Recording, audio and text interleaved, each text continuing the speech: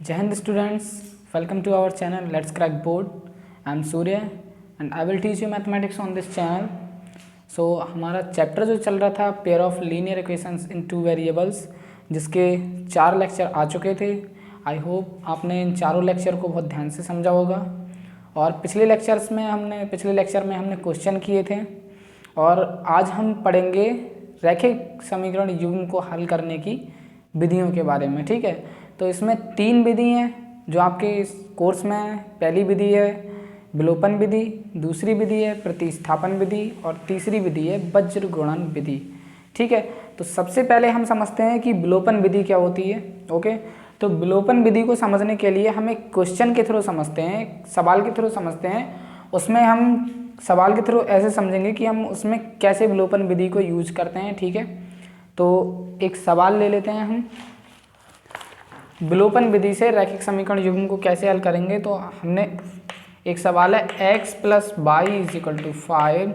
एक हम रैखिक समीकरण युग्म ले रहे हैं और दूसरी समीकरण है 2x minus 3y is equal to 4। ठीक है, तो अब क्या होता है कि हम विलोपन विधि में क्या करते हैं। विलोपन विधि में इन दोनों समीकरणों में मतलब उस संख्या से गुणा कराते हैं कि दोनों समीकरणों के किसी एक अज्ञात राशि, मान लो एक चर राशि है, उसके गुणांक जो हैं वो बराबर हो जाएं। फिर से समझिएगा, विलोपन विधि में हम क्या करते हैं कि इन दोनों समीकरणों में, दोनों में से एक में या दोनों में, ठीक है, कोई ऐसी संख्या से गुणा कराते हैं कि कोई एक अज्ञात राशि के गुणांक जो हैं वो बराबर हो जाएं। ठीक है, दोनों मतलब समीकरणों में कोई अज्ञात राशि के गुणांक बराबर हो जाएं, ऐसी संख्या से हम गुणा कराते हैं समीकरण में। ठीक है, तो देखिए इसे मान लेते हैं हम समीकरण 1, इसे मान लेते हैं समीकरण 2। अब यहाँ पर हम सॉल्यूशन करते हैं विलोपन विधि के द्वारा। ठीक है, तो समीकरण 1 में हम देखेंगे कि यहाँ पर कितना, समीकरण 2 में यहाँ पर कितना है, x का गुणांक कितना है, 2 है। तो हमें समीकरण 1 में x का गुणांक 2 लाने के लिए कितने से गुणा करना होगा, 2 से। ठीक है, तो अब विलोपन विधि क्या है कि हम 2 से समीकरण 1 को गुणा कर देते हैं। ठीक है, समीकरण 1 में 2 यानी कि 2 कोई ये नंबर है, समीकरण 2 मत समझ लेना। ठीक है, 2 से गुणा करने पर, देखो 2 से जब हम गुणा करेंगे समीकरण 1 में, तो 2 गुणा x plus y is equal to, इधर भी 2 से गुणा होगा, 5 गुणा 2। तो ये समीकरण आएगी 2x plus 2y is equal to 10। ठीक है, इसको हम मान ले रहे हैं समीकरण नंबर 3। ठीक है, अब समीकरण 2 और 3 को हम हल करेंगे। ठीक है, समीकरण 2 और 3 को हम हल करते हैं।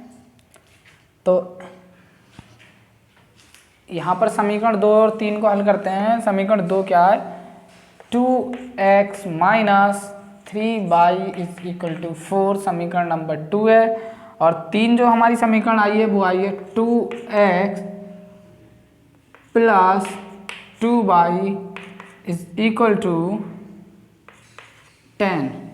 ठीक है, तो यहाँ पर क्या आएगा, घटाने पर ये माइनस का हो जाएगा, ये माइनस का हो जाएगा, ये क्या माइनस का हो जाएगा। ठीक है, घटाने पर ये क्या होगा, कट गए दोनों, 2x से 2x पॉजिटिव 2x नेगेटिव। यहाँ पर माइनस के 3y, यहाँ पर माइनस के 2y, 3 2 माइनस के कितने हो गए 5y। ठीक है, और अब 10 में से 4 गए तो कितने बचे, माइनस के 6।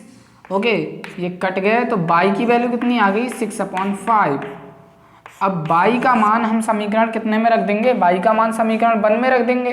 y का मान समीकरण 1 में रखेंगे तो समीकरण 1 है x plus y is equal to 5। तो x is equal to 5 minus 6/5, तो 25 माइनस 6/5, तो ये कितना आ गया 19/5 आंसर।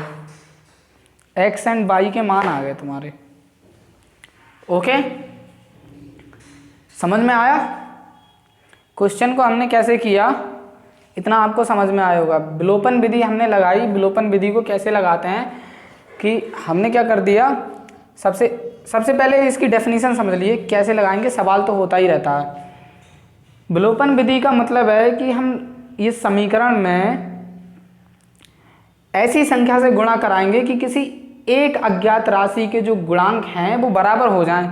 तो हमें साफ साफ दिख रहा है यहाँ पर समीकरण 2 में x का गुणांक कितना है, 2 है, लेकिन 1 में तो अभी कोई x का गुणांक है ही नहीं। तो हमने समीकरण 1 में कितने से 2 से गुणा करा ली, ताकि 2 से जब गुणा x की होगी तो 2x, यानी कि ये दोनों बराबर हो जाएंगे। फिर हमें जो समीकरण 3 मिली, इन दोनों को क्या किया हमने, हल किया, और घटाने पर ये कट गए। ठीक है, यहाँ से y की वैल्यू हमें मिली, y की वैल्यू हमने क्या है समीकरण 1 में रख दी। समीकरण 1 क्या है, ये x plus y is equal to 5, तो यहाँ पर रखेंगे y की वैल्यू, y इस तरफ ले आए तो ये हो गए माइनस के 6/5 हो गए। ठीक है, तो 5 ले लिया एलसीएम, तो 25 और माइनस के 6, तो ये कितना आ गया, 25 में से 6 गए तो 19/5। ठीक है, तो यहाँ से आपका ये सवाल हो गया। विलोपन विधि को ऐसे यूज़ करते हैं। एक सवाल और करते हैं विलोपन विधि पे, ठीक है, फिर और आपको समझ में आएगा।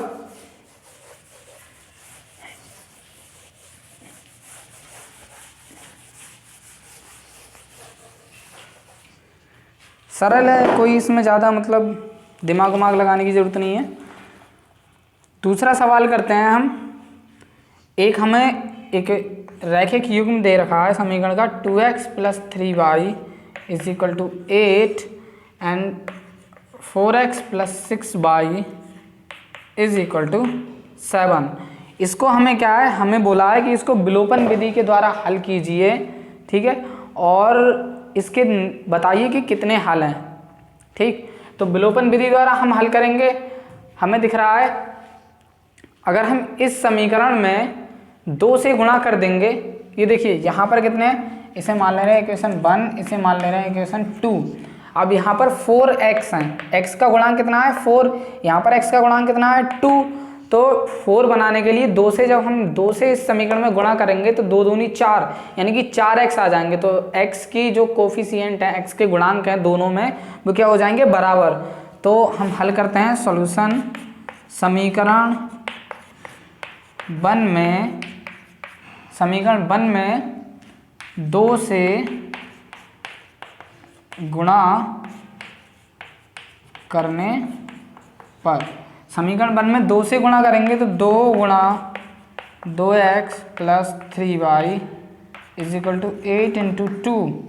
ओके, तो 2 दूनी 4x, 2 तियाँ 6y और 2 अट्ठे 16 हो गए। ये मिल गई हमें क्या, समीकरण 3। ना अब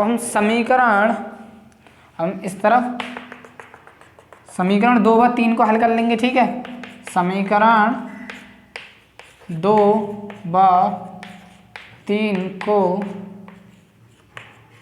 हल करते हैं। समीकरण 2 व 3, समीकरण 2 क्या है, 4x + 6y is equal to 7, और समीकरण 3 क्या है, 4x + 6y is equal to 16। Okay, घटाने पर ये माइनस, ये माइनस, ये माइनस, यानी कि ये इधर क्या मिल गया, 0 इज इक्वल टू -9। लेकिन क्या ऐसा हो सकता है 0 -9 के इक्वल हो जाए, नहीं ना। तो ये क्या है, ये जो कथन है ये बिल्कुल झूठ कथन है। ठीक है, ये कथन सत्य नहीं है। तो इसका मतलब ये जो समीकरण युग्म है ना, इसका कोई सॉल्यूशन नहीं आएगा, इसका नो सॉल्यूशन। ओके, इसका कोई भी सॉल्यूशन नहीं आएगा। तो ऐसे सवाल करेंगे विलोपन विधि से। ठीक है, एक क्वेश्चन और करते हैं विलोपन विधि पे, उसके बाद हम समझते हैं प्रतिस्थापन विधि। ठीक है, विलोपन विधि पे एक क्वेश्चन और है, और ये काफ़ी अच्छा क्वेश्चन है, इसको ध्यान से समझिएगा। नोट्स में दे दूंगा आपको डिस्क्रिप्शन में PDF फॉर्म में, तो कॉपी करने की तो आपको कोई ज़रूरत है नहीं। ठीक है, एक क्वेश्चन और करते हैं विलोपन विधि द्वारा। Equation 3x + 4y is equal to 10 and दूसरी समीकरण हमें दे रखी है 2x minus 2y is equal to 2। ठीक है, अब समीकरण 1 एंड समीकरण 2, अब हमसे बोला है कि विलोपन विधि के द्वारा x और y की वैल्यू निकालिए। ठीक है, तो सबसे पहले हम विलोपन विधि कैसे लगाते हैं कि हम इन दोनों में से कोई सी एक समीकरण में उससे गुणा कराएंगे, ऐसी संख्या से गुणा कराएंगे कि कम से कम कोई एक अज्ञात राशि यानी कि एक चर राशि का जो कोफिशिएंट है, गुणांक है, वो बराबर हो जाए दूसरी समीकरण में उसी अज्ञात राशि के गुणांक के। ठीक है, तो हम समीकरण 2 से देखते हैं। यहाँ पर y का गुणांक कितना है 4, यहाँ पर y का गुणांक कितना है 2। अगर समीकरण 2 में हम 2 से गुणा करा दें तो ये 4 हो जाएगा ना, हो जाएगा। तो अब सॉल्यूशन करते हैं। समीकरण 2 में 2 से गुणा करने पर, ठीक है, समीकरण 2 में जब हम 2 से गुणा करेंगे तो 2 गुणा 2x minus 2y is equal to 2 into 2, इधर भी तो होगा 2 से गुणा, तो 2 दूनी 4x माइनस के 4y इज इक्वल टू 4। ठीक है, समीकरण नंबर 3 हमने यहाँ से मिल गई हमें। अब हम क्या कर लेंगे, समीकरण 2 और 3 को हल कर लेंगे ना। समीकरण 2 व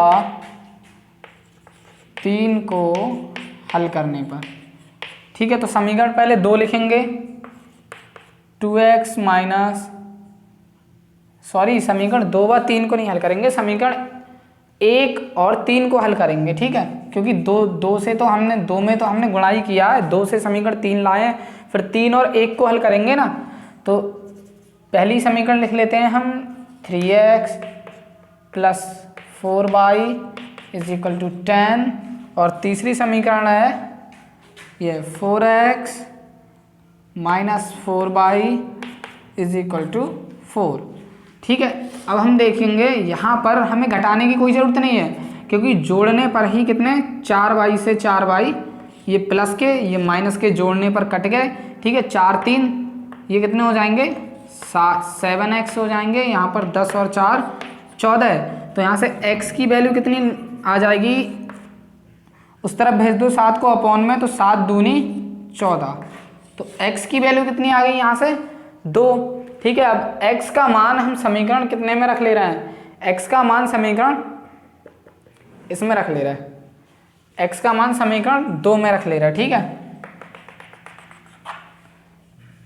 x का मान समीकरण 2 में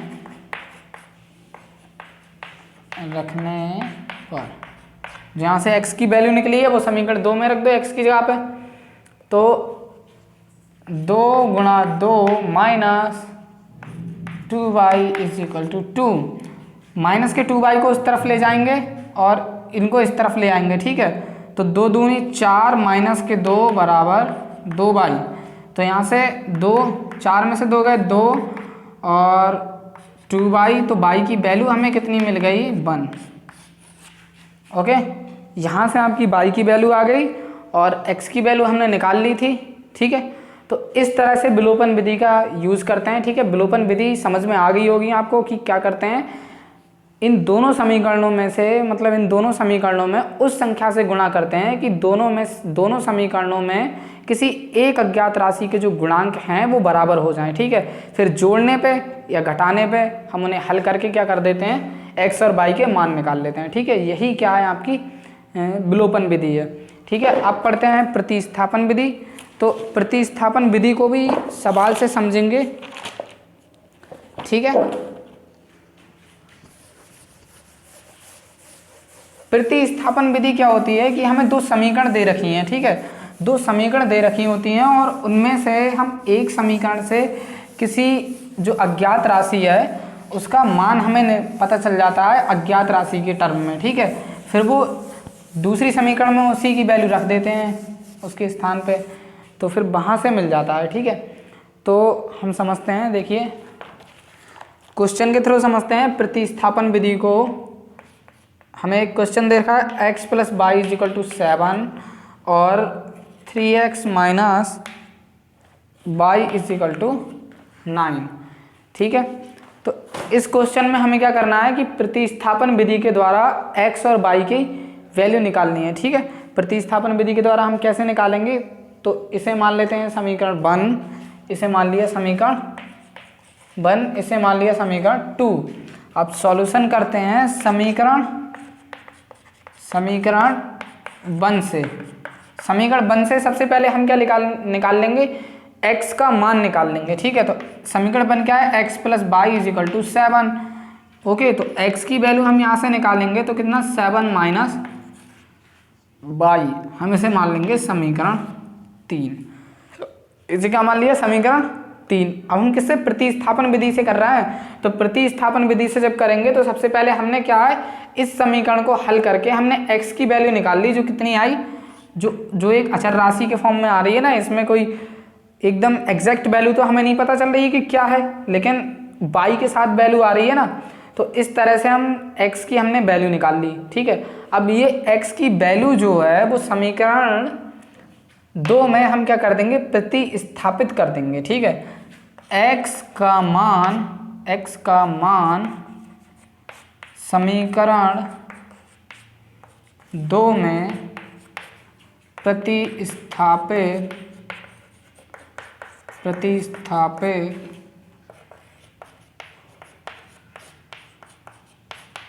करने पर, ठीक है, x का मान समीकरण 2 में प्रतिस्थापित करेंगे तो समीकरण 2 क्या है, 3x minus y is equal to 9।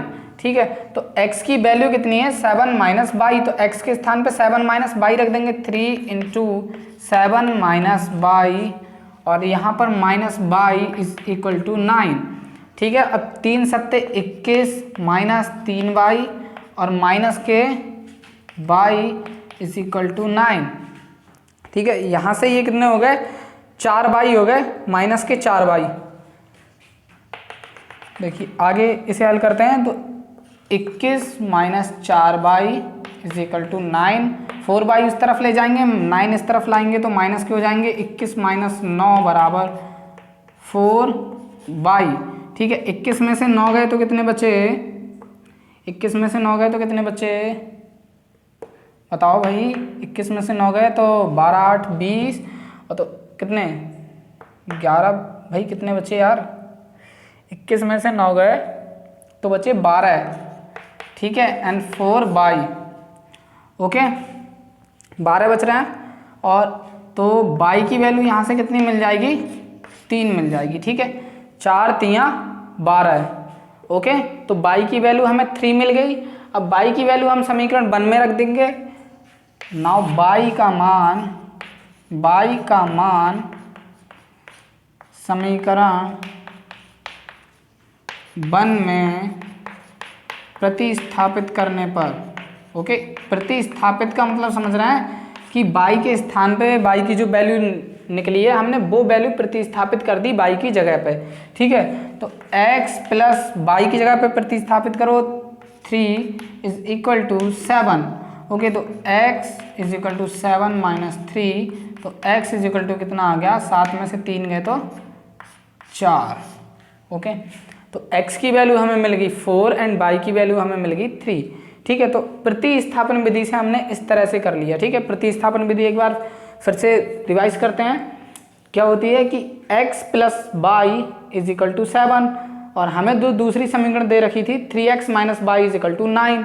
ठीक है, ये दो हमें समीकरण दे रखी थी, हमसे बोला है कि प्रतिस्थापन विधि द्वारा क्या है, इन समीकरणों में से x और y के मान निकालिए।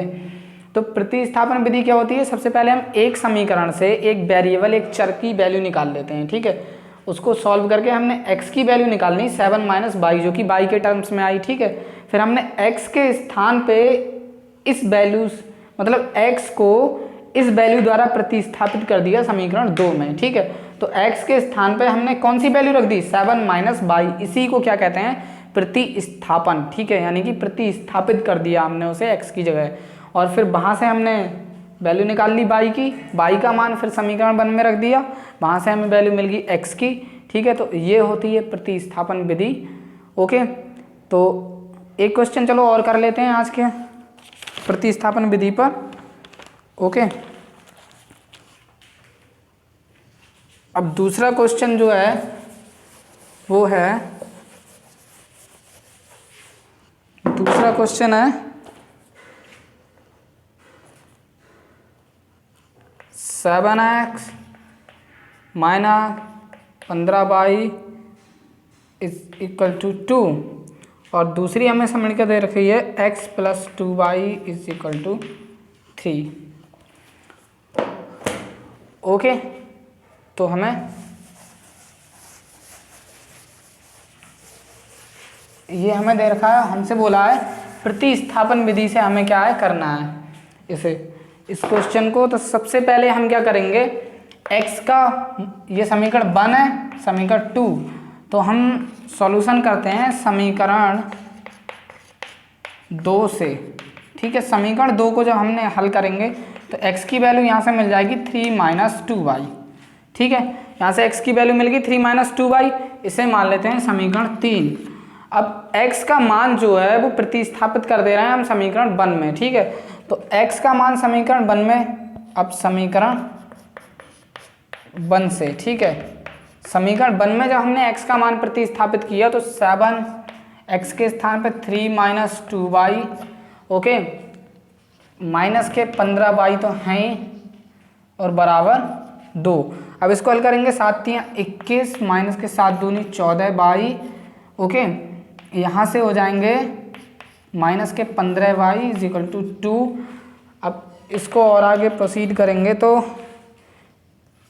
21 14 और 15 कितने हो जाते हैं 29 बाई 29 बाई हो गया माइनस के, और इज इक्वल टू 2 तो है ही। ठीक है, इसको उस तरफ ले जाते हैं, यानी कि तो इसको इस तरफ लाएंगे, 21 माइनस 2 बराबर 29 बाई, तो 21 में से 2 गए, कितने बचे 19 इज इक्वल टू 29 बाई। ठीक है, बाई की वैल्यू हमें यहाँ से मिल गई 19/29। ठीक है, बाई की वैल्यू 19/29 मिल गई। अब बाई की वैल्यू हम क्या है समीकरण नंबर 2 में रख देते हैं। ठीक है, बाई की वैल्यू समीकरण नंबर 2 में या समीकरण नंबर 3 कोई सी में भी रख दो, हमें x का मान मिल जाएगा। ठीक है, तो बाई की वैल्यू हम बाई का मान समीकरण 3 में रख लेते हैं। ठीक है, 3 में, समीकरण 3 क्या है, x is equal to 3 minus 2y। अब बाई की जगह बाई की वैल्यू लगा देते हैं, तो 3 माइनस 2 इंटू बाई की वैल्यू कितनी है 19/29, 19/29। ठीक है, तो यहाँ से x is equal to 3 minus 38/29। अब 29 क्या आ जाएगा, इसका एलसीएम आ जाएगा, 29 आ गया एलसीएम। ठीक है, तो यहाँ तो बटे में कुछ नहीं, तो एक तो है ही, तो 1 29 हम 29, अब 29 की गुणा कितने से होगी 3 से, तो 3 नेम 27 के साथ, 3 दूनी 6, 6 2 8, 87 माइनस 38, तो 87 में से 38 गए, कितने बचते हैं 49/29। ये आ गया आंसर। ठीक है, तो प्रतिस्थापन विधि आपने आज ये सवाल ऐसे किया है, देख लीजिएगा। आज आपने 2 विधियां पढ़ ली हैं रैखिक समीकरण युग्म को हल करने की, विलोपन विधि, प्रतिस्थापन विधि। ठीक है, और मुझे उम्मीद है आपको दोनों विधियां समझ में आई होंगी। और अगर आपको अच्छा लग रहा हो पढ़ते हुए तो चैनल को सब्सक्राइब कीजिए और वीडियो को लाइक कीजिए और अपने दोस्तों के साथ भी शेयर कीजिए। आज के लिए बस इतना ही, बाकी कल। जय हिंद।